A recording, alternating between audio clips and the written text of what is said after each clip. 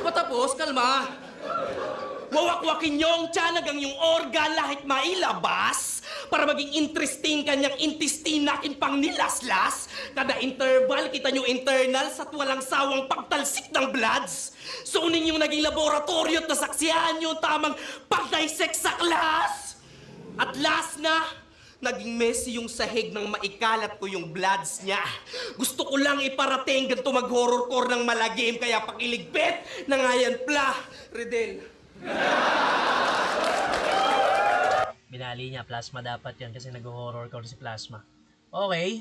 Mas gusto ko yung round 2 dito ni Atoms kesa dun sa nauna niyang round. Ang lakas din, no? So, ang daming tumatak din sa akin ng mga linya ni Atoms, lalo na yun, sumasayaw na Igorot, yung magkaiba tayo mag-brainstorm. Para sa akin, kung paano niya kinonstruct yung round 2 at napag-connect-connect at saka yung pag-transition niya sa iba't ibang angle, yung pagiging bata ni Class G si Sur, tapos yung kung paano niya pinatay si Class G rito, yung chinap-chop niya, ganda ng pagkakatahi niya doon. Panoorin muna natin yung round 2 ni Class G bago natin i-judge.